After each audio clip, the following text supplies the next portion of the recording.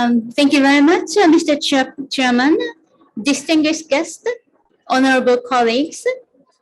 Representing the United Nations University Institute for the Advanced Study of Sustainability, I'd like to extend my warmest welcome to all the participants in this forum. We are gathering here in Glasgow to advance international commitment to address the climate crisis. To avoid its most dangerous impact on people and planet, the world must realize carbon neutrality by the middle of this century. Achieving zero emission requires a drastic transformation in our society. In pursuing this essential transition, we must live up to the 2030 Agenda's principle of leave no one behind. Considering issues of equity, inclusiveness, fairness is a must. And in addition, we need to maximize synergies in effort to address climate crisis, climate change, and advance our social agendas, minimizing trade-offs. There is an increasing recognition that education plays an essential role in those efforts by mobilizing knowledge and infusing the values and understanding of sustainability in future generations.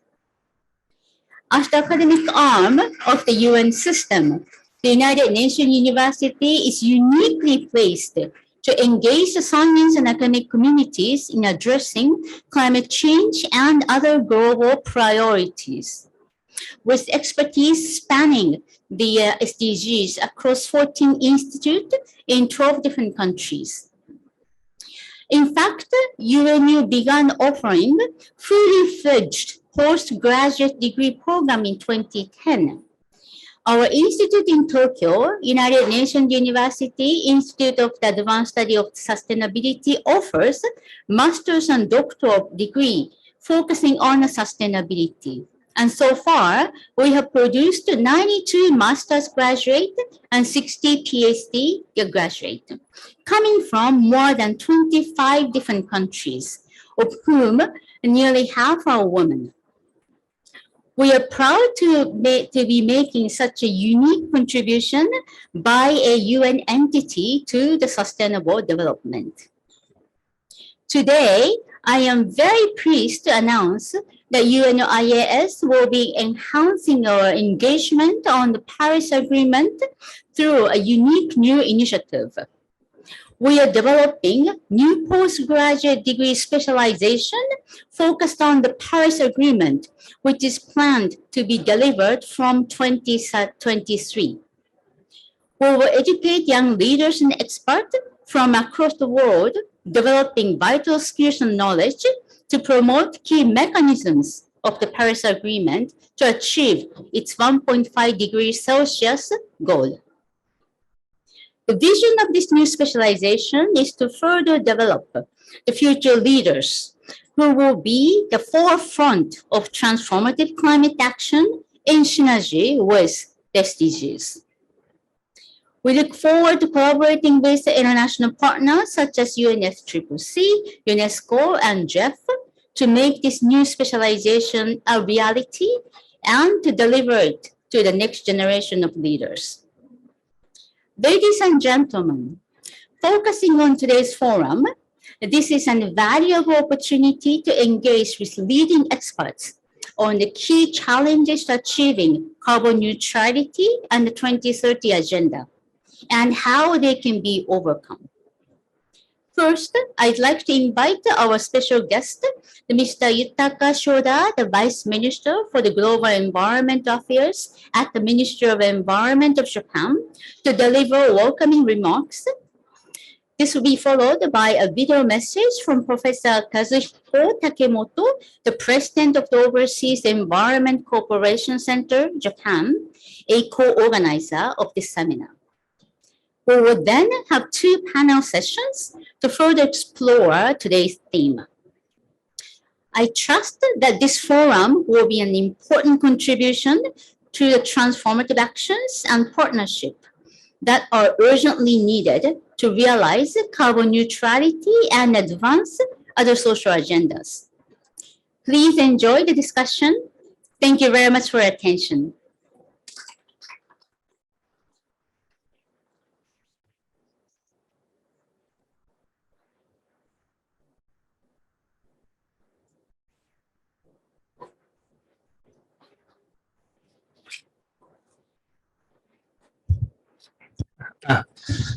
Thank you for kind introduction. I'm Shoda Yutaka, the Vice Minister of Global Environment Affairs. On behalf of the Ministry of the Environment of Japan, I'd like to extend my hearty welcome to all the participants to the side event at the Japan Pavilion. And I'd like to express my appreciation to UNU-IAS and OECC to organize this seminar in COP26, where we have critical discussions to ensure effective implementation of the Paris Agreement. Also, thank you very much for having me. The Ministry of the Environment of Japan has worked together with UNU-IAS located in Tokyo to promote policies toward achievement of goals of the Paris Agreement and the 2030 Agenda. To limit global warming to 1.5 degrees, Japan has declared achievement net zero emissions by 2050 and developed the long-term strategy under the Paris Agreement. Carbon neutrality drives economic and societal transformation and can contribute to sustainable development of societies through utilizing local renewable resources and circulating local economies. For the world as a whole, in order to ensure implementation of the Paris Agreement, capacity building is imperative in formulating and implementing effective policies. Broad and high-level expertise specific to mechanisms under the Paris Agreement, including on GHG emissions measurement, national planning for mitigation and adaptation, and the joint credit mechanism is necessary. Concerning such challenges for capacity building, Japan has actively provided technical and financial support to developing countries. Professor Yamaguchi at UNU-IAS has announced a plan to develop a new postgraduate degree specialization on the Paris Agreement. The Ministry of the Environment of Japan highly appreciates their initiative, which would generate synergy with our efforts for international cooperation. The role of higher education for youth is critical for all countries to effectively implement the Paris Agreement, simultaneously addressing the social agenda. We will continue to collaborate with UNU-IAS to promote policies to address climate change and social change challenges. In conclusion, I hope this seminar will be an opportunity to encourage decarbonization efforts and lead to new partnerships. Thank you very much for your kind attention.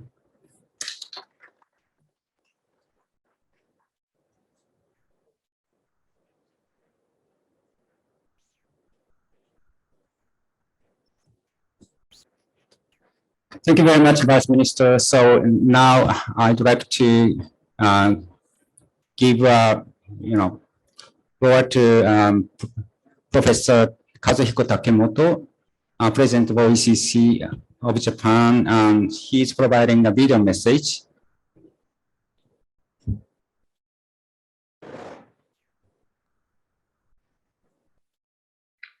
Excellencies, distinguished delegates, and participants.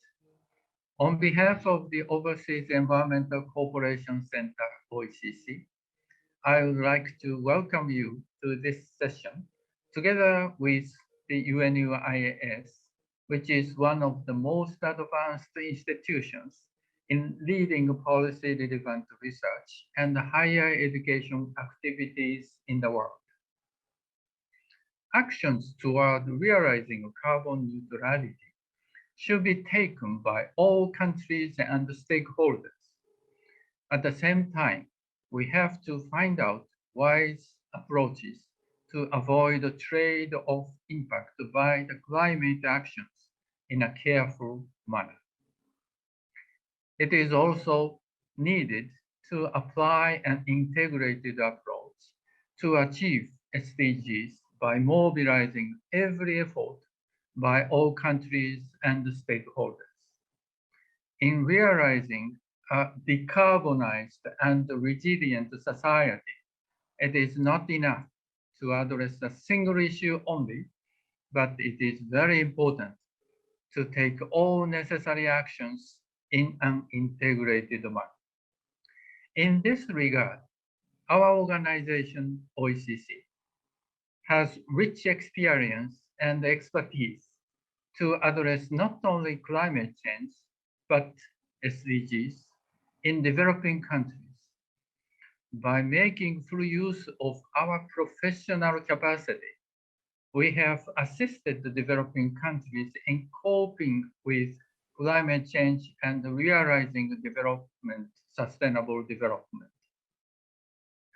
I am very looking forward to dynamic discussions by sharing advanced cases on the frameworks and programs during today's session. Finally, I would like to conclude my remarks by wishing you a fruitful outcome through your active participation. Thank you very much, and once again, welcome. Thank you. Thank you very much, Professor Takemoto. So now I'd like to provide a framing presentation for today's discussion. Wait a minute.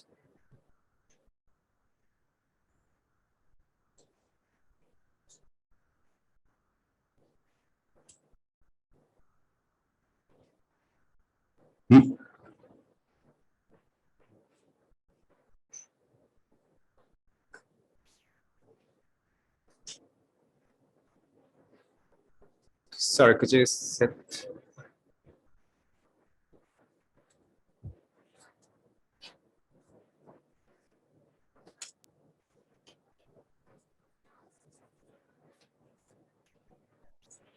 Okay, thank you. Yeah, thank you very much. First of all, I'd like to introduce what UNU is. UNU is a global system research and training institute. The headquarters and UNU-IAS is based in Tokyo, Japan, but we have 14 research institutes across the world. UNU-IAS is an institute to dedicate to realizing a sustainable future for people and planet through policy-oriented research, education, and capacity developing activities. And we have 4 thematic areas ranging from governance program, sustainable development, including climate change and SDGs, biodiversity and society, including Satoyama initiatives, and water and resource management, and innovation and education. So session 1, as mentioned by Professor Yamaguchi, would like to focus on the carbon neutrality and social agenda. Background information is, carbon neutrality by 2050 requires huge investments in the clean energy and the global scale. That kind of action be realized through transformation of economic and social systems. In this case, it's essential for obtaining public acceptance for taking concrete climate actions to realize transformation. So this session will discuss actions for carbon neutrality and associated social agenda. So this is key paragraphs from Ipcc's 1.5 report. So carbon neutrality, of course, requires social transformation on a global scale. In this context, the social justice and equity are core aspects of the climate resilience development that will require meeting a set of institutional, social, cultural, economic, and technological conditions.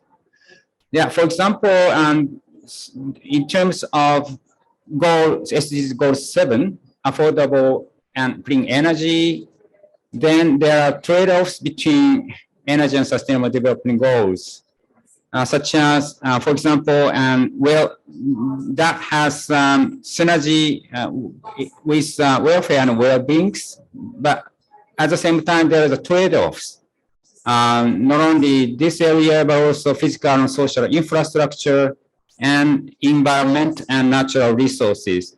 So our aim is to how we can enhance the synergy shown in blue bars. At the same time, how we can reduce trade-offs shown in the red bars. So this is in order for responding to these issues, some countries has taken initiative to address that kind of issues. This is a U.S. national policy for energy justice. In the United States, their low-income household face disproportionately to access to energy, clean energy.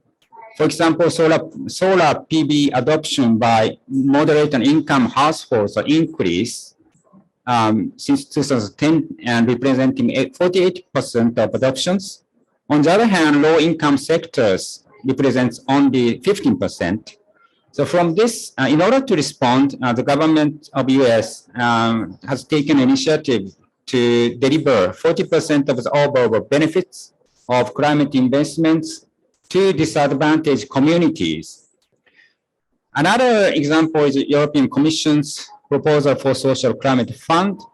This was established under the new policy to extend EU emission trading schemes to the building and road transport sectors. That utilizing this fund that will support finance to vulnerable households for reducing emissions in road transport and building sectors. So now I'd like to introduce the panelists. So first, I'd like to introduce Dr. Hak Mao, who is attending Fiscally Director, Climate Change Department, Ministry of Environment of Cambodia. The next person is sitting him is Ms. Kerry Takaya King. She's a council member of Maui County, Ikure, USA.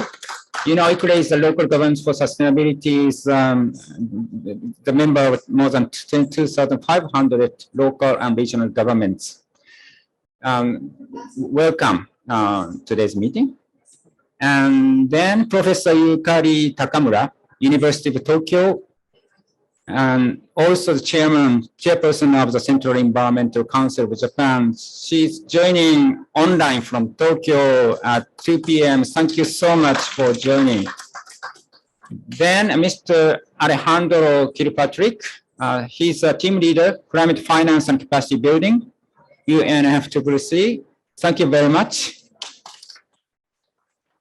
Next, Dr. Wang Junbyang, Senior Project Officer of Education for Sustainable Development of UNESCO. She is joining through online. Thank you very much.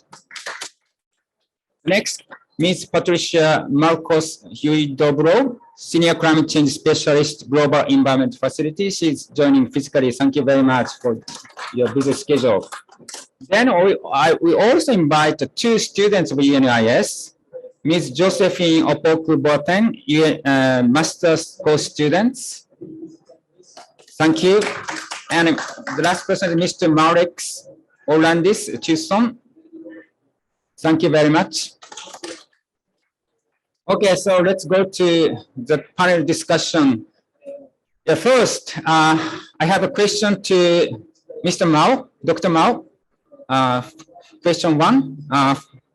What are the social co-benefits we can expect from the climate mitigation actions from your perspective?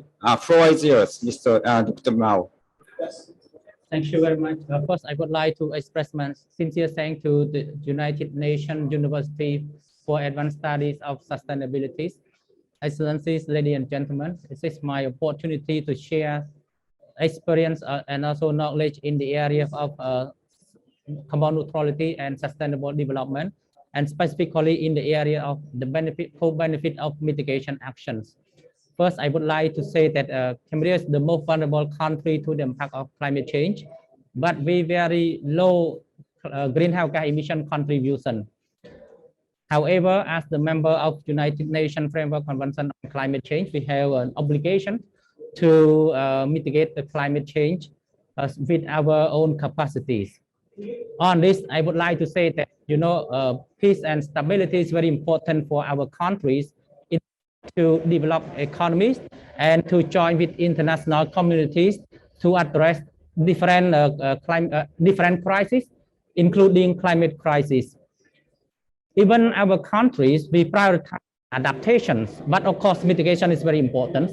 I would say that recently we submit our updated indices, and under our updated indices, we expect to reduce emission reduction by around 42% by 2030 compared to business as usual scenarios. And on this, we propose a number of mitigation actions. And besides the emission reduction, we also conduct an analysis of economic benefit of the mitigation action. As I said, our economy, our countries, we prioritize the economic development. And of course, we need to contribute to the emission reduction, but we need to balance between how, if we contribute to emission reduction, whether it impacts to our economic development or not. Because social stability, economic development is very important in our countries. In that sense, the assessments show that, of course, when Cambodia implement climate change mitigation action, we also get some economic benefits. Besides that, we also have opportunity to get technology transfers, capacity building, and so on and so forth. And in depth and specific quantified, I haven't raised here, but of course, to some extent, it get some benefit to our economies.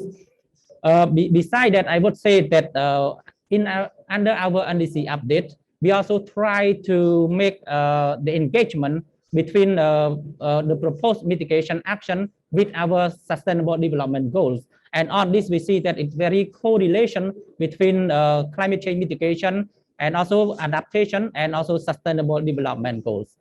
Beyond that, I also would like to share to Excellencies, ladies and gentlemen, that when we look at our updated NDC submitted by our member countries, we see that the climate temperature cannot bring to 2 degrees Celsius or 1.5 degrees. It means that it's about that level. In that sense, countries need to take a long-term strategy into account.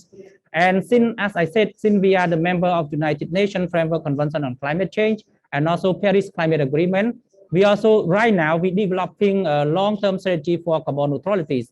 And of course, we expect to submit during this COP. Unfortunately, COVID impact make our preparation a bit delayed. And right now, we almost at the final stage. We prepare some process for management approval. And based on this study, show that our country, there is a possibility to be carbon neutrality by 2050. And under this, we also conduct co-benefit analysis. The benefit analysis that we conduct under our long-term strategy for carbon neutralities, we cover both adaptation co-benefit and also economic co-benefits. And based on the assessment, we found that the implementation of mitigation action to reach carbon neutrality in Cambodia can also provide benefit to economic development of the country as well. So in that sense, I would say that mitigation actions still provide opportunity for economic development and also to promote health for the people, especially in the context of a COVID pandemic. So I would like to briefly end my intervention here, and I'm very happy to welcome any question or comment later. Thank you very much. Yes, thank you very much, Mr. Mausos. It's well noted on the importance of the economic growth while achieving the carbon reduction. So I would like to have the same question to Ms. Kim. So Ms. Kim, you are a politician in the Maui County of Hawaii State, the United States. So I would like to ask your views over this question. Thank you. I'm sorry, could you repeat the question? Yeah, the question is, what are the social benefits do you expect from the climate mitigation actions? Well, thank you for that question. I really appreciate being here. Along with being the chair on the Maui County Council of the Climate Action Resilience and Environment Committee, I also serve on the board of directors of ICLEI USA, which ties in local governments. We're doing a lot of consulting and direct work with local governments across the country. And I also was just appointed to be on the local government advisory committee of the EPA, the Environmental Protection Agency. So I want to highlight the importance of multi-level interaction. There's a big focus now, especially with President Biden, boots on the ground, that the cities and counties and states will do the actual work of climate change, being listened to finally. We just came from a meeting this morning with our National Climate Change Advisor, Gina McCarthy. And that's what she asked us, how can we help you spend the money that we are going to give you? And we have unique challenges in every state. So it's not one size fits all. Some states have governors who won't support the counties because they don't want the money. Some counties, like mine, have councils who understand what needs to be done, but we're fighting the mayor, putting the money in the right way. So it's going to be important to have objective, data-driven commissions to advise us on where that money would be most effective. But my background with the EPA goes way back to 1995 when my husband and I started the first biodiesel company, commercial company in the United States, and we're still at it today. That was back in 1995, and so we're about 26 years old now. But we worked with the EPA on setting the standards, ASTM standards for biodiesel, which are still used today, and they've been advancing those. And along the way, we've kept to one philosophy, which I think is really important. We've always said all sustainability is local.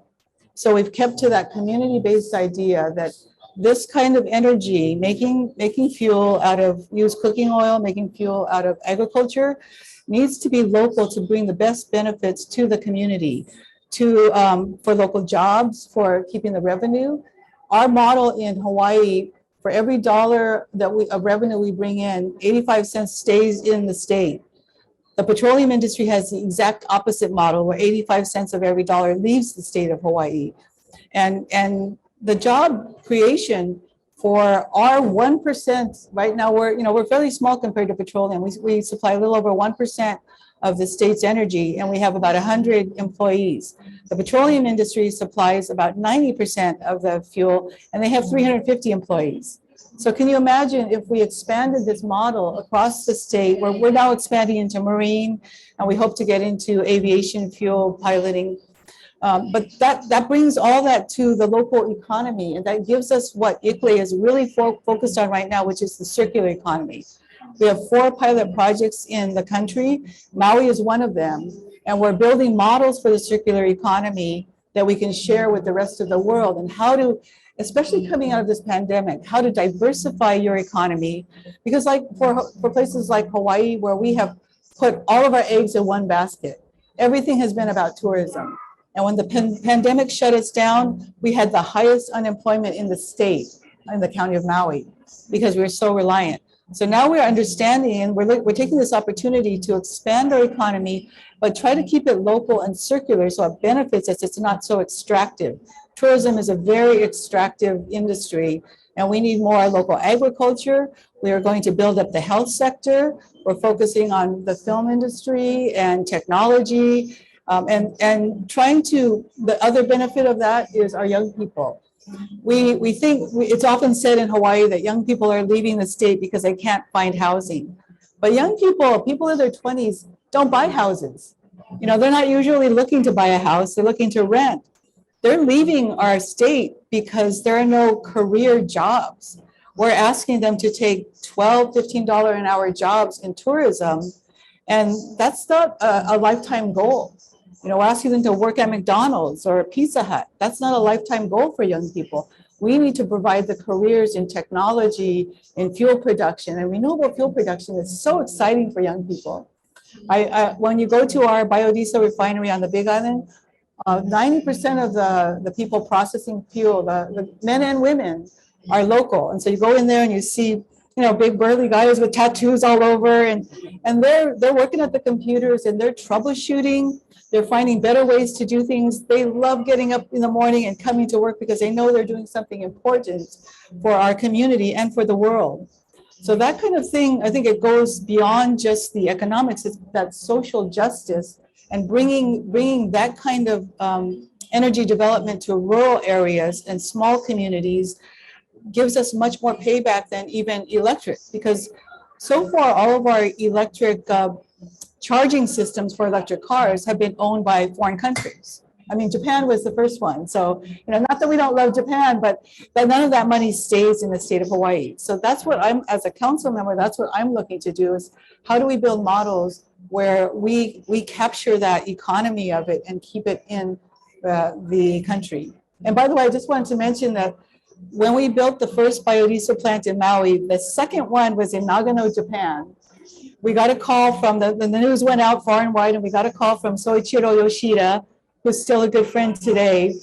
And he commissioned us to build a biodiesel plant in Nagano, Japan, to run some of the Olympic vehicles on it. He was responsible for getting the Winter Olympics to Nagano in 1998. So you folks were this country was on the cusp of the cutting edge with us, very early on, and hoping that model can grow in other areas. So our philosophy has always been to help other communities, other countries, other states with this technology, but not run it ourselves, because we truly believe that this is something that needs to be run for the community, in the community.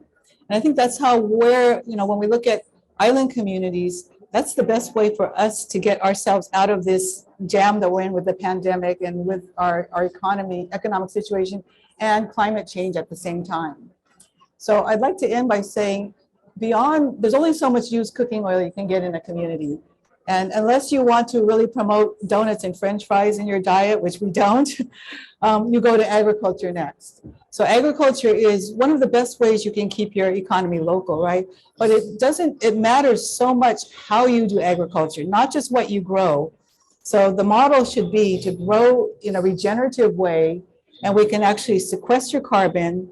We now have a farm, Pacific Biodiesel has a farm, which is carbon neutral already, because we're running all of our equipment on 100% biodiesel. And we plan to get to carbon negative with that model. So it's not only part of the local economic circular economy, but it will also be a huge part, I think, going forward, of climate change that so many more people can be a part of on the ground. Thank you. Thank you so much, Ms. Kings.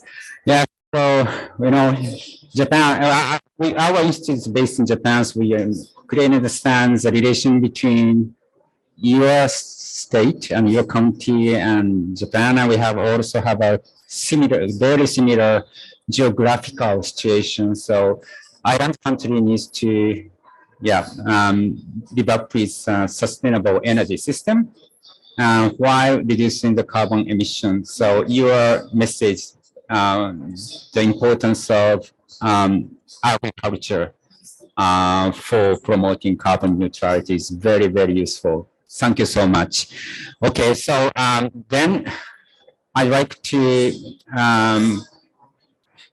give a floor to the panelists from Tokyo. Professor Takamura, I'd like to ask a question too. What interventions do we need to address energy justice? I know that you are professional on this matter, so floor is yours, Professor Takamura.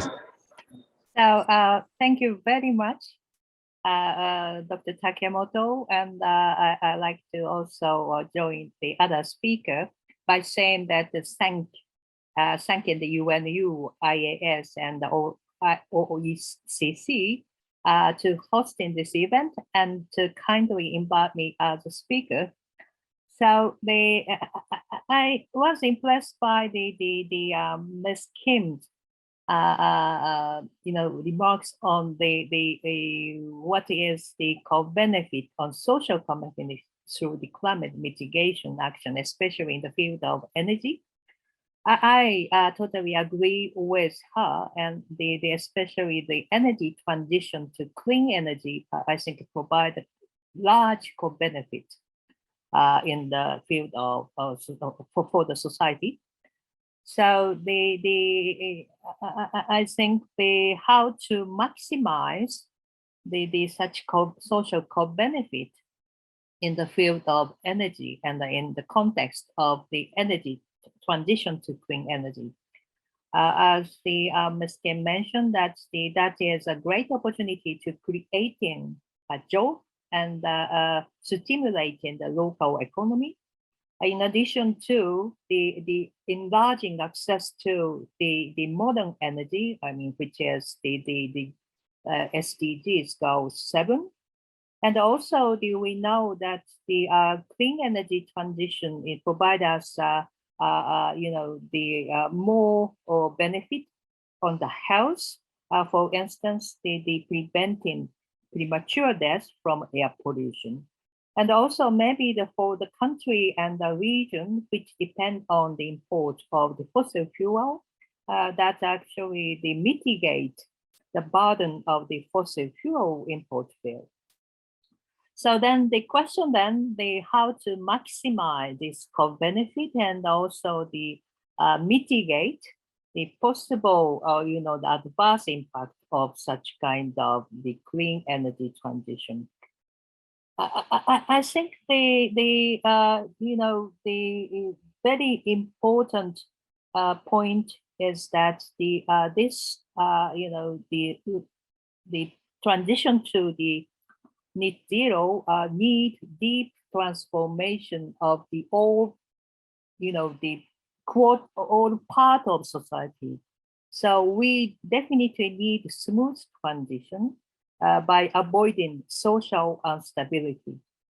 So through the transition to clean energy, which involve the large social co-benefit, but still that may cause some problem, especially for those a part of population or region which who is more vulnerable and is more affected by such transition. For instance, the local population and region depending on the coal production. So I think the most important intervention maybe go beyond environmental policy. For instance, we need support to smooth transition of these local population and the region. We need to elaborate then the social policy and also the labor policy to support this transition of those who are mostly affected and vulnerable. And also this, transition should protect and respect the human rights, so that maybe we need some institutional mechanism to protect these human rights. For instance, some kind of complaint system at the all level or local and the national and maybe international. So with this intervention of the national government and local government, and even at the international level, I think that actually facilitate smooth transition with, by maximizing the social co-benefit of the green energy transition. So that's back to you with Dr. Takemoto. Thank you so much, Professor Takamura. So it's a very important message. The smooth transition, taking care of social needs is important for realizing the carbon neutrality in local scale. Thank you very much. So now I'd like to ask the third question. What are the institutional mechanisms that need to be in place to synergize carbon neutrality and SDGs? I acknowledge GEF is conducting various environmental projects to support developing countries by synergizing different environmental focal areas as well as social agendas. So I'd like to ask a question to Ms. Patricia, and at the same time, I heard that you are busy to leave here soon. So if you can have if it is possible, I would appreciate you could also introduce your capacity building programs to support the implementation of Paris Agreement. That would be expected to ask you in the session too. So could you please introduce your whole kind of program? Thank you very much. Sure. Thank you, and apologies that I have to leave at 6 because I do have to attend one of the negotiations. We are the financial mechanism of several environment conventions, including the UNFCCC, Ipcc, and we have a smaller team this time because of COVID, so we are covering different negotiations. But thank you so much, and congratulations for the this very timely and much needed new program education. I think it's really relevant in the context that we are discussing right now. Yes, sure. Yeah, better? Yeah. Okay, thank you. Okay, thank you. So now going to the first question. So the GEF is one of the most experienced and largest financial mechanisms that helps developing countries address global environmental problems. We are working on different areas, and specifically on climate change mitigation. We've been supporting countries over several years.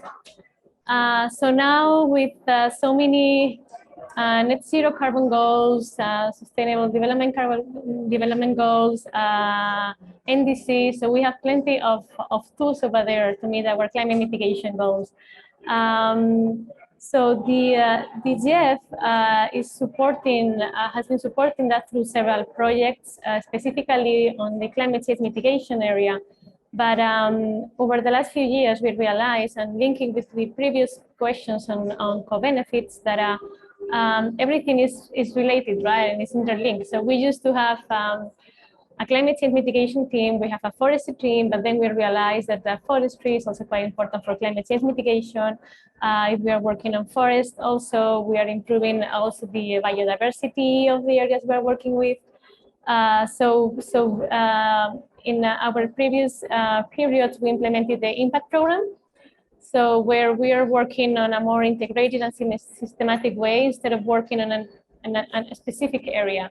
So for instance, we have the impact program of sustainable cities, where through integrated planning, integrated and I mean horizontally, but also vertically from national to municipalities, we are improving the lives of the citizens, but not only through just to be in the past energy efficiency buildings, a better built environment, but also we are integrating now electromobility into our projects. So we are going from silos that we used to work with. We're now working on a more integrated way, so including electromobility that helps reduce air pollution a lot. This is one of our key programs. As many developing countries, this is a key issue on air quality. We are also integrating biodiversity in our cities. So we are approaching this in a really integrated way. Other ways we are taking advantage of these synergies is that we also, since the very beginning of the GEF creation, this is our 30th anniversary, we designed a small grant program. So it's a program that provides up to $50,000 to projects that are driven by small communities. So it is the communities, the one who identify their needs, we help them design the program, and then they implement it. So the social co-benefits of those projects is extremely high and relevant. We have supported over 20,000 projects with more than 3,000 million invested in the small grant program. It's been over 30 years, and it's getting more and more relevant, and we're getting more requests from small communities all over the world. So this is also a way to integrate the needs of the society with the needs for climate change. I think that's all for the first question. On the second one, and I'm really happy that you're bringing this, because for those who are following the negotiations, we are seeing that capacity building is coming over, and it's being discussed as we speak right now. And not only because developing countries are requesting it, but also because we at the GEF, we do have a specific, let's say, pot of money that we use to help countries creating enabling environments. So we call it enabling activities, where we're helping with all the reporting needs under the convention. And we specifically created the capacity building initiative for transparency, CBIT, that has been up and running, I think, over 5 years. So we provide support to countries to improve their reporting requirements under the convention. So at the end of the day, we try to improve the transparency of the data that is being provided in the climate reporting. We try that the data is comparable. So what one country is reporting can be compared to what other country is reporting. And this is the main objective of this CBIT program that we have. We have supported over, I think, almost 90 countries so far. All the countries who have requested support, we have been supporting them as soon as they meet certain technical criteria. And I think we've disbursed more than 130 million US dollars in this program. And I wanted to highlight that it is important not only because countries are requesting it right now in the negotiations as we speak, but also because we, as the financial mechanism of the convention, we also have in countries and finance the national communications, the biennial report that they have to submit to the UNFCCC, and this is where we see delays. We talk to the countries, we talk to the implementing agencies, and in most of the cases, the delays come because there is no capacity within the country, because it's really difficult to find consultants who can really get the right data and get the reports on time. So this is something. This is really something that countries need, and they're claiming support for that. So I think this new training, guys, that you were putting together is really timely, and I think it's going to be really a success. So good luck with that, and thank you. Thank you so much, Ms. Patricia. Yes, as an alumni of the GF, so I'm very keen to the program of GF, so focusing on the synergy between the different focal areas, as well as supporting capacity building activities for the Paris Agreement. This is why I invited you. So all the session items is relevant to your organization. But anyway, thank you very much for your useful information. I look forward to collaborating with you in the future. So thank you for coming here during your busy schedule, so you can leave for another meeting if possible. Thank you very much. So then I'd like to ask Josephine, a student of UNU-IAS, on the question for the institutional mechanisms that need to be in place to synergize carbon neutrality and SDGs. So since she is studying the sustainable development and such as institutional mechanism of SDGs procurement and others at the UNU-IAS, so I hope you can provide your views as a student, representing the students of UNU-IAS. Floor is yours. Thank you very much, Professor Takimoto. Thank you so much for this opportunity. It's really an honor to be here. So I agree with what the previous speaker said. I also agree with Professor Takamura very much on her answers to the previous question. It was so insightful to listen to all the answers. So for my part as a student, on the institutional mechanism that needs to be in place to synergize carbon neutrality and the SDGs, I would like to raise just 3 points. The first one I'll focus on is that there should be more emphasis placed on mitigation actions of specific countries based on their climate reports or their NDCs. So in case we take climate reports for a specific country based on their NDCs, we'll be able to look at what that particular country or the sectors of within that country needs to be addressed, so that it will be like targeted efforts and not as general for all countries. However, we should focus more on targeted mitigation actions for specific countries, so that we can be able to address which sector needs what.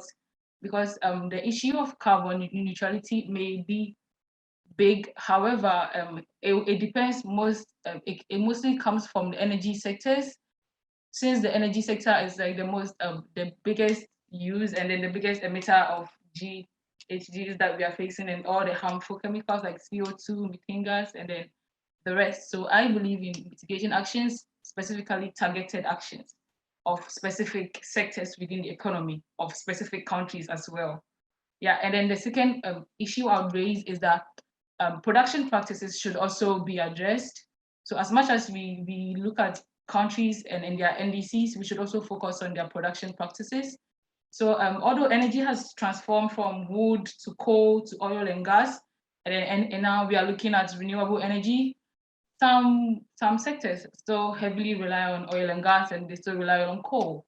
So it will be very imperative and very important to, if we want to move on to a carbon neutral society and link carbon neutrality to all the three aspects of sustainable development, which is the social, economic, and then the environment aspects, we have to look at production practices. And we cannot ignore production practices. It's very paramount.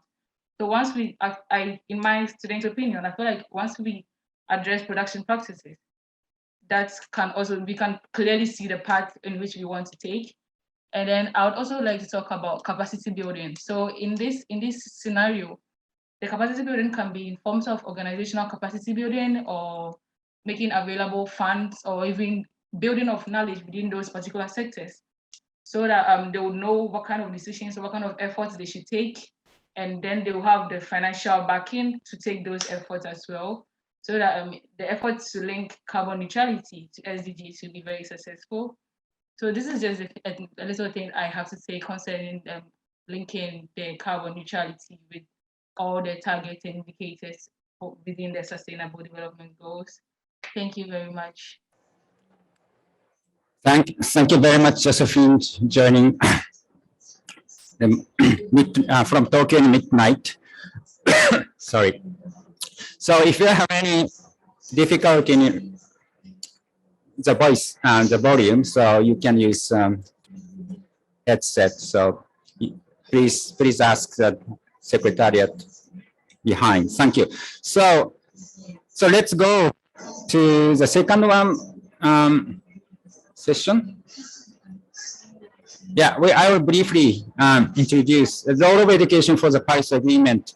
So I don't want to repeat the information already provided by Professor Noguchi, that just today we announced the new postgraduate degree specialization in Paris Agreement. Then, so for information, currently we have 2 programs, master course and PhD. Then we have 38 students, including Josephine and Marek joining today, and 76% is from developing countries. Then, due to the latest figure, 50% of the students receives scholarship provided by public and private organizations. Then, here today, Mr. Alejandro is here, so this is his expertise, but there are a lot of types of capacity that should be enhanced to effectively promote a policy agreement, such as institutional capacity, coordination capacity, and data collection capacity, as well as knowledge on the basic science governance for climate change and linkage carbon neutrality SDGs. All kinds of knowledge and capacity is required. In particular, the persons in the developing countries.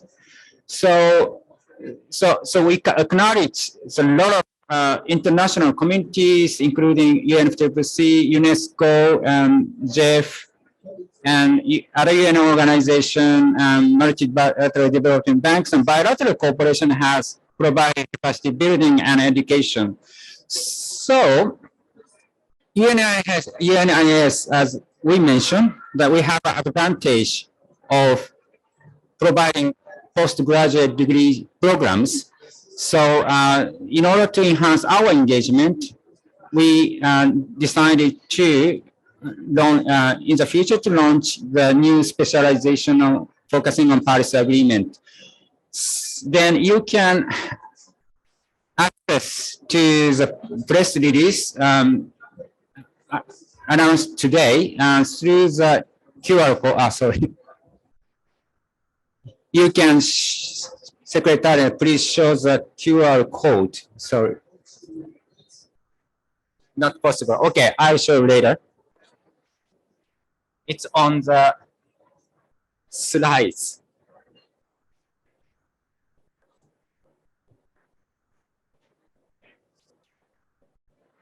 Yeah, okay, so utilizing this time, I'd like to hand over to my colleagues, Dr. John Park, to moderate the panel discussion in session 2. Floor is yours. Thank you.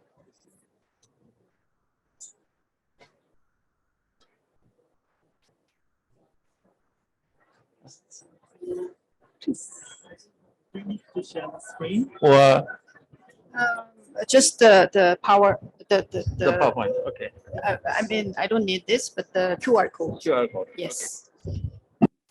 Thank you very much, Dr. Takemoto, for the great introduction. My name is Jung-hee Park. I'm the head of Innovation and Education Program at UNU-IAS, the same team. And I would like to welcome our panelists for the second segment of this session. And as Dr. Takemoto just introduced, the second segment of this session is about the new program, new postdoctoral, new postgraduate program on the specialization of the, yes, here, okay.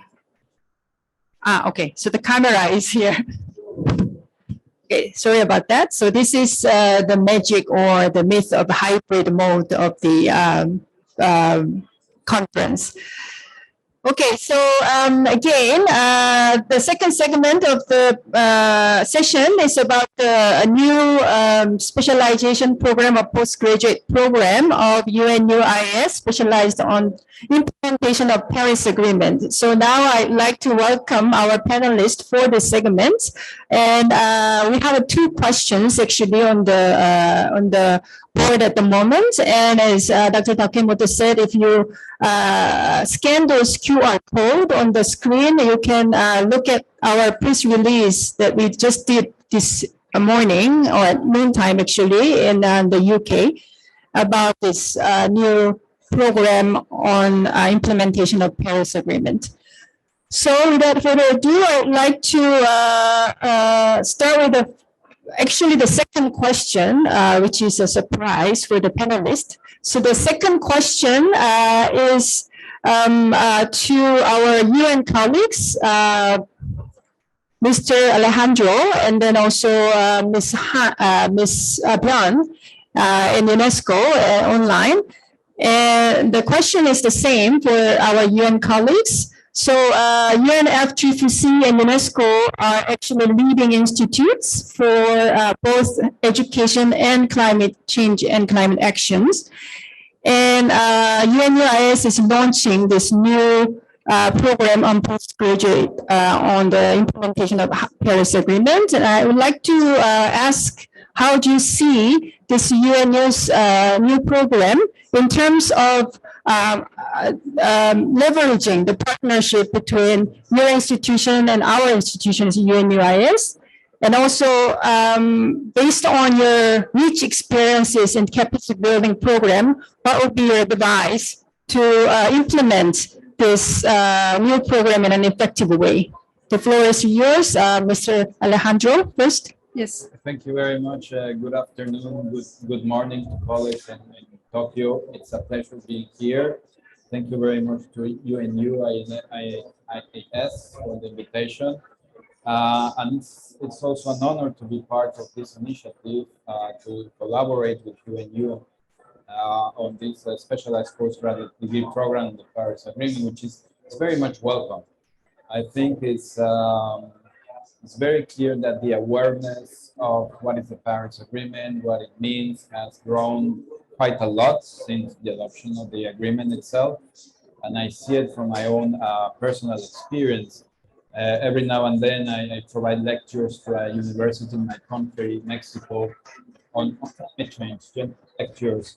And I have seen the difference. I started doing this 7 years ago, and the level of awareness, and not only awareness, the level of willingness to engage from young people, from students, it's amazing. But there's still so much you can do in a lecture.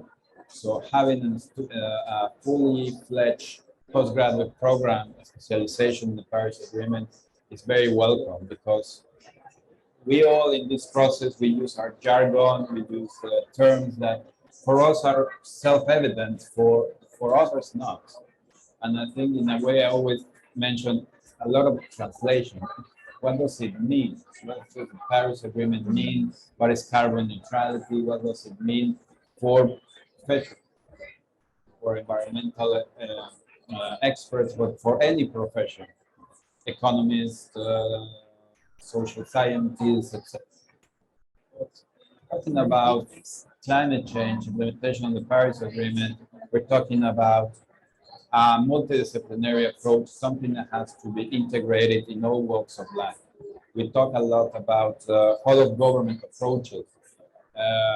What King was mentioning about linking the central government actions with local level all the way to communities. That requires some level of understanding and some level of capacity. And here we're talking about these the three levels that we seldom refer or often refer in the convention, which is the systemic level capacities at the systemic level, institutional and individual. And I think with this postgraduate program, you're addressing, of course, the individual, but at some point the institutional level, because whatever the students that will graduate or receive their degree will form the basis of institutionalizing these issues. So that's very much welcome. And I think also an important point is that the issue of capacity building, coming to capacity building, has always been very prominent in the convention, and even more in the agreement, with a dedicated article on capacity building, which has a strong emphasis on collaboration, on country ownership, on retaining capacities, not only building them, but retaining them, and also an emphasis on certain groups of countries, particularly SDGs and small island developing states. So it's very encouraging to see that the current programs are already supporting the students from these countries. In a way, your program and now specialization is really contributing to the implementation of the Paris Agreement, Article 11, particularly through the very valuable and substantial contribution from the Japanese government, which was mentioned by His Excellency the Vice Minister. So that's particularly Paris Agreement. So very, very important. In terms of what would be our partnership, we discuss it. I mean, we can contribute this program as it moves along. We're happy to do that, particularly on those aspects that are core to the Paris Agreement, and how are they evolving? Because there's still negotiations on certain aspects, like Article 6, on other topics, that just to keep the specialization updated as much as possible, we're happy to contribute to that. And very also we would very much help as much as possible information. I think it's important to disseminate it to our channels, social media and other channels. And also link it, for example, with the work of the Paris Committee on Capacity Building, which is the institutional arrangement that was agreed by parties under Article 11, and the Paris Committee on Capacity Building has established a network of now 270 organizations, which could be an important resource to tap into. And in terms of advice, I think is what I would say is learning, continuous learning on how you develop the program, but how you implement it. And I would also advise, if possible, to promote the creation of networks. For example, you have students here, and it's very nice to hear from them. How will they connect each other in their own countries with other students and amongst countries? Because I think the concept of peer learning is something that it's very important, and it's coming up very much in the discussion. So it's welcome development, and it will be our pleasure to continue engaging with UNU-IAS to make this a successful specialization program. Thank you very much.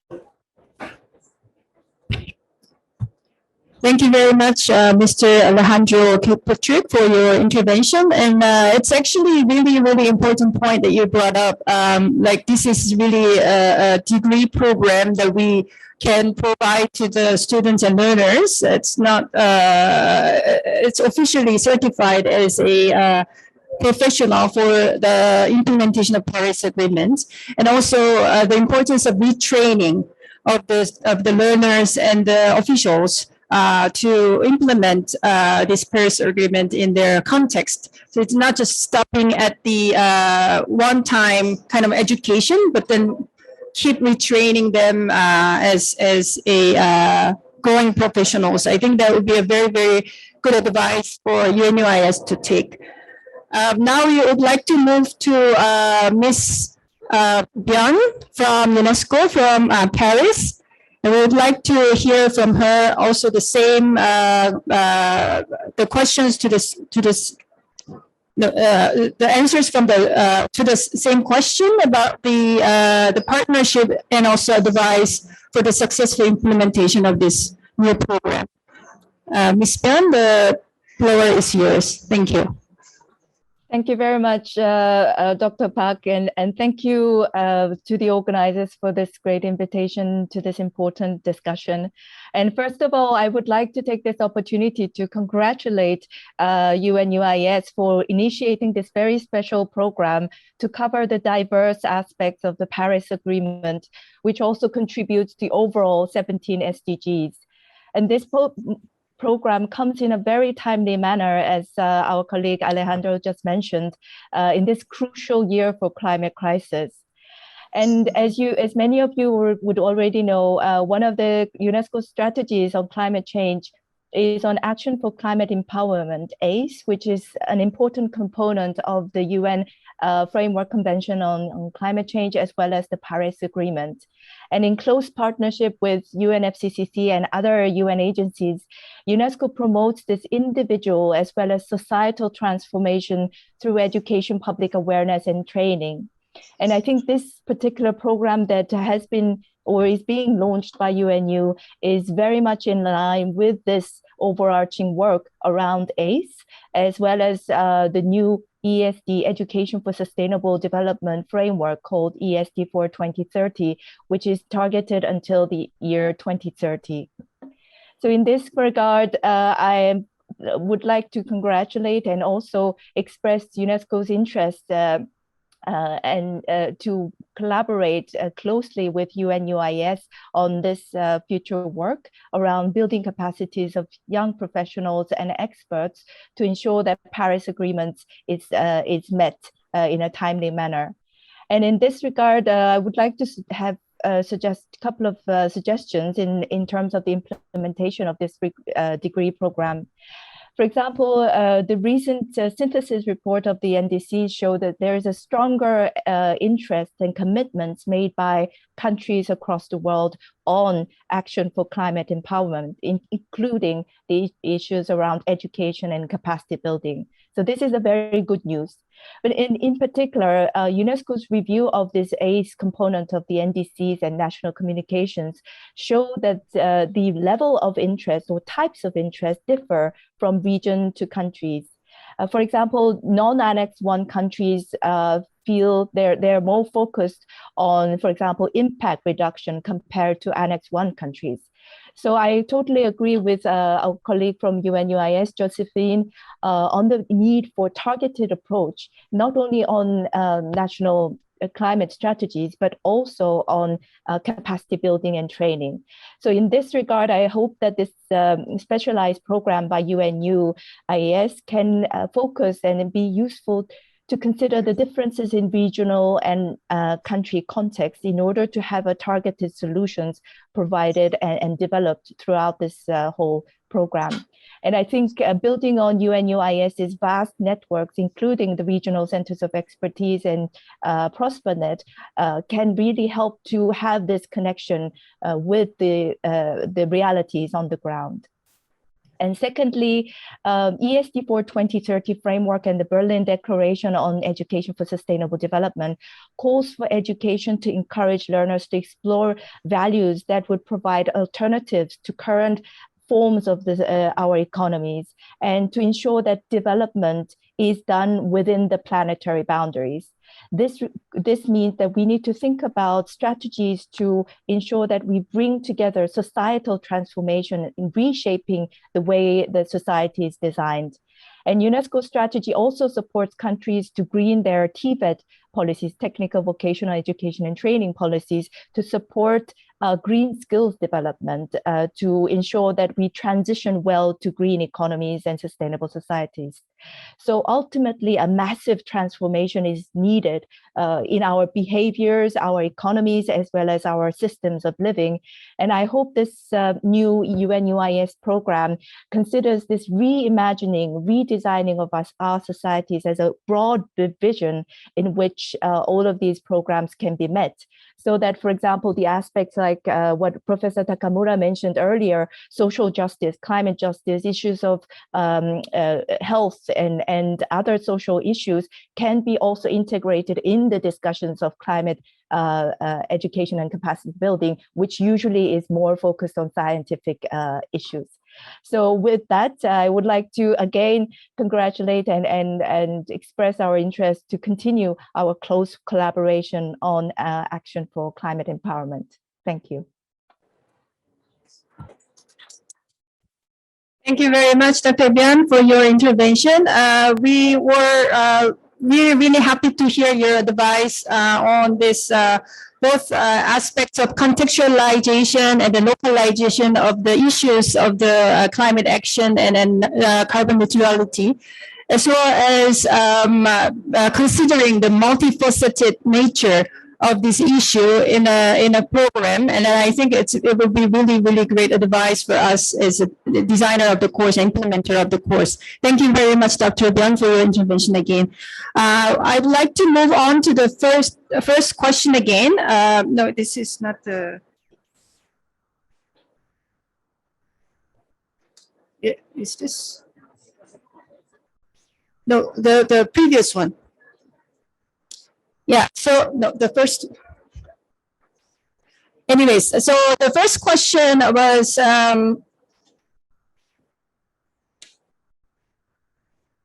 so we were asking actually two panelists, our actual student from UNU-IAS, Mr. Malex, who is now joining us from Tokyo at I think 3 a.m. there in suit. So he's very serious waiting for us. So Marlex, I have a question for you. You have already gone through 1 year of your master's program at UNU-IAS, right? So now we are launching this new program for the implementation of Paris Agreement. What would be your expectation for this new program. Can you share with us? Alex, the floor is yours. Glad to. Thank you, Dr. Park. So, well, first of all, I wish I could still take it because it's really promising. It looks really promising, especially with a close coordination with the UNFCCC and possibly with the UNESCO as well.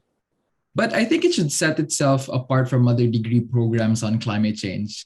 And for me, I would prefer a higher degree of involvement and meaningful engagement with practitioners.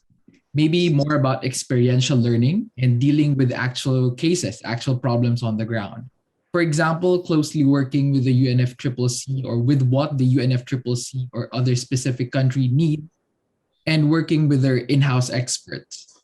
I would even challenge to say that maybe it can veer away from the traditional structure of degree programs with semester-specific courses, terms, but function more as similar to an incubator or present some sort of challenge or problem series, which is problem-oriented and solution-oriented.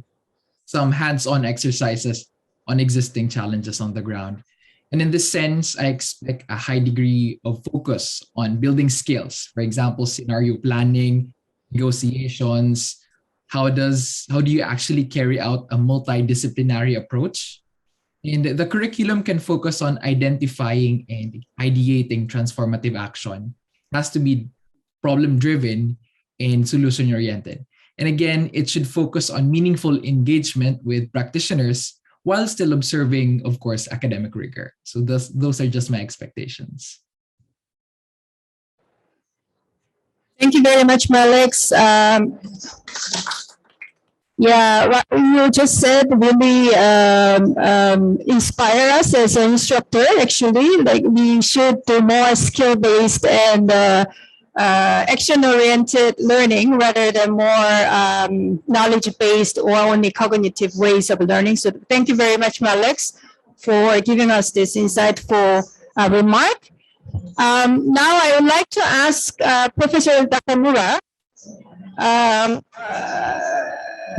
because I know, Professor Takamura, you have been working with us a lot and also been instrumental for many of the capacity building program and also in terms of the climate actions and all those important areas that COP26 is currently addressing.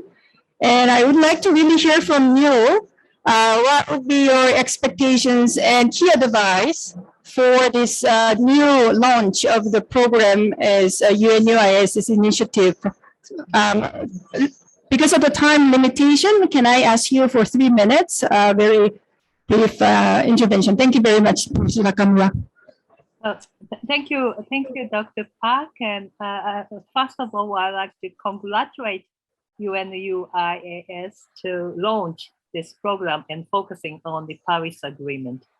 I think as we all know that the science tells us that we need really maximize on climate action now and to reduce emissions as soon as possible. And also we need deep transformation toward net zero. So I'd like to then highlight a couple of points because the other speaker was starting with the Dr. Wong had quite a useful, insightful suggestion already. So that I have I have a very little to add. But first point that I'd like to say that I expect that this program to provide some kind of capacity building to elaborate and implement and policy and measures in an integral way.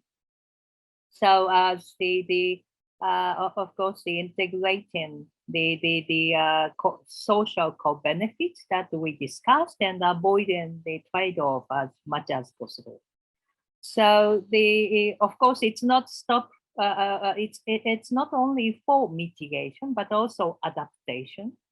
That is also, I think it's very important.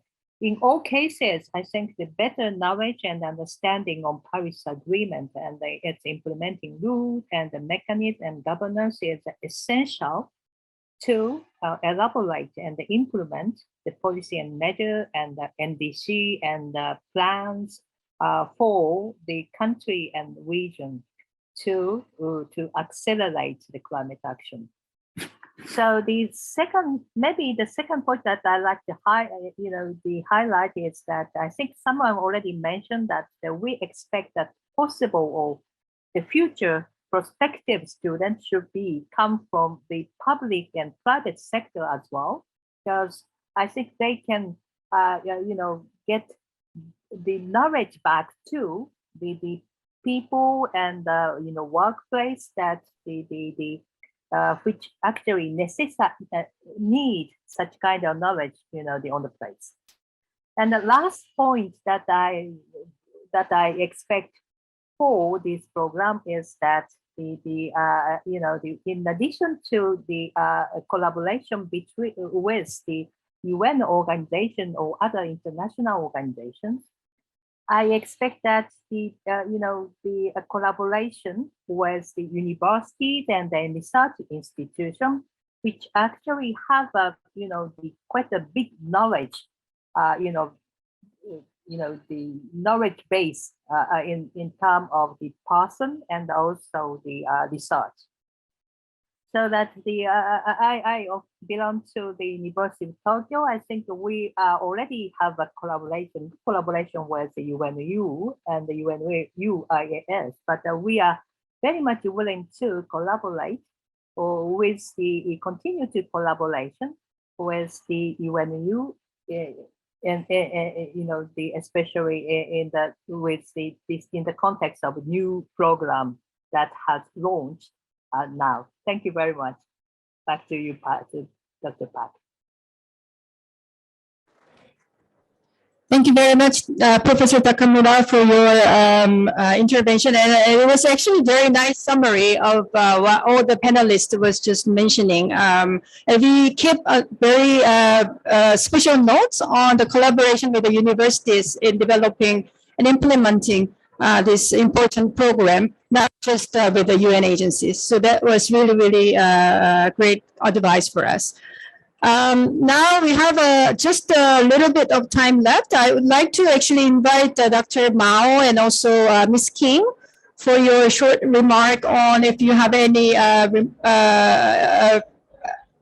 feedback or comments that you would like to share on this new initiative of UNU-IAS, the postgraduate program on implementation of the Paris Agreement. So I would like to start with Ms. King. 1 minute remark, please. Thank you. Okay, well, thank you. I actually, we started a sustainable sciences management program at our local college on Maui, and I was on the first advisory committee. So what I saw with that program, what I see this program, I agree with Malix that having more hands-on approach is really important. But I also think there needs to be a focus on specifically what aspect of climate change you want to go into. Is it renewable energy? What kind of technology? But then what aspect of it? And I say this because I've spoken to a lot of young students who a decade ago were starting to major in environmental studies or environmental science. And when I asked them what they wanted to do, they said, I want to do the environment. And I said, what do you want to do for the environment? Do you want to do research? Do you want to do technology development? Do you want to be in marketing? Do you want to, do supply chain logistics? So those are the specific skills that I think we need to make sure that you come out of this with, so that you have a solid job and you're not just approaching a renewable energy company, for instance, like mine, and saying, I'm really excited about climate change. I want to work here, but you don't know exactly what you want to do. So that's the practical side that I see from being an advisor and also from running a renewable energy company. Thank you.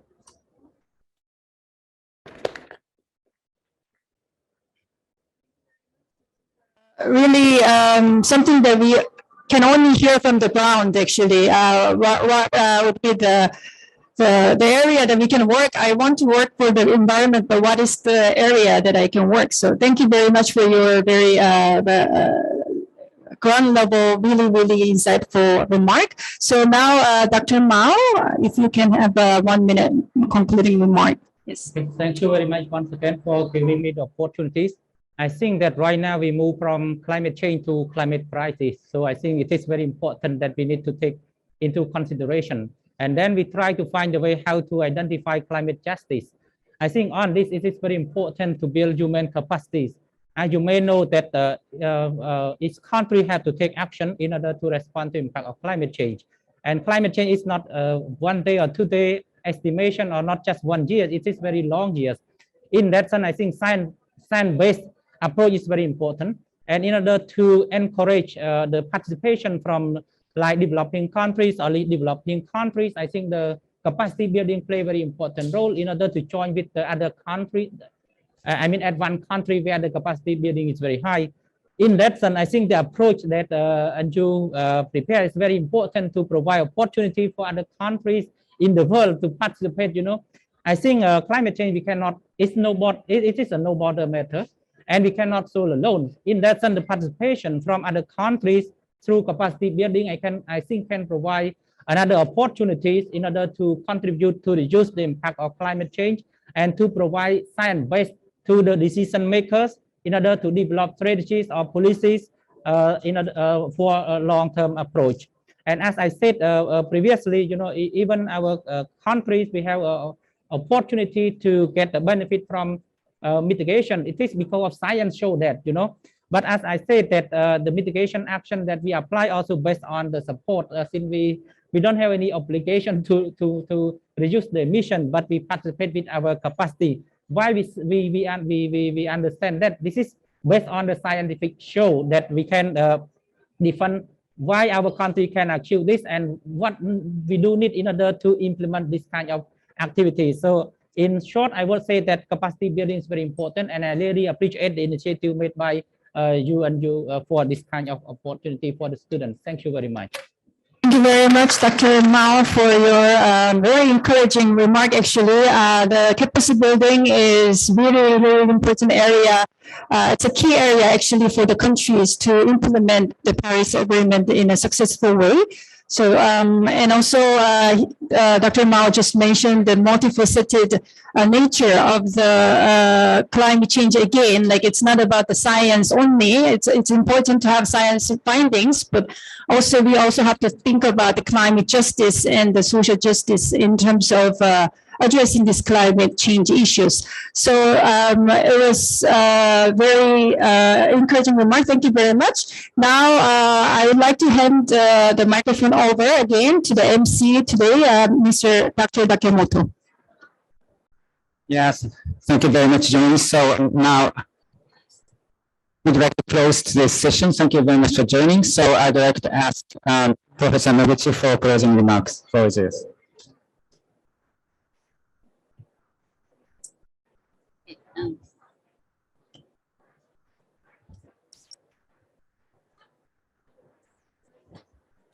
Okay, good evening. Hello, everyone. Again, actually, I had a very short, beautifully written closing remarks, but I am changing my mind because I have, first of all, thank you very much for your great contribution to the panelists in person here and everybody online. I have a very happy and positive sense at the end of this session. And I know I have 1 minute, but I'd like to share why I am augmenting my happy feeling with the 3 reasons. First of all, it was a brilliant experiences from listening from such an expert from the diverse and background, including local government, national government, and international organization, university, and the student, with very specific answers, your own answers and very specific experiences. So it was quite a learning experience for me. So I really thank your time and thank you for your valuable experiences. Second of all, I have felt the very positive direction of our future endeavor, because in the last 3 days, we have heard so much challenges for the carbon neutrality society and the climate change, the mitigation effort. But today, we had a brilliant question to discuss the core benefit Okay, and integration of the important international processes with the local actions. So I really appreciate a representative of UNFCCC and UNESCO communicating with the local university, national government, and the local government. I really have a very, very positive future-looking perspectives with me now, and thank you so much for your everybody's contribution. And third of all, I really thought this was the intergenerational dialogue, and this is something that we really want to promote in the future. We have been promoting this intergenerational discussion and dialogue, but this was really a very concentrated 90 minutes discussion, integrating everybody's opinion from the different generations.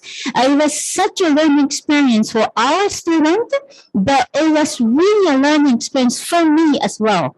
So I have really increased my motivation. Of course, I was motivated to begin with to do more, to make the things better, and to conclude. I think our panel session really made clear that for realizing the carbon neutrality society and the great social transformation, it really has to be inclusive and transparent and just. So thank you very much, everyone, for your contribution from Paris, from Tokyo, and from here to Glasgow. I look very much forward to our further collaboration to make our world, planet, and life better. Thank you very much.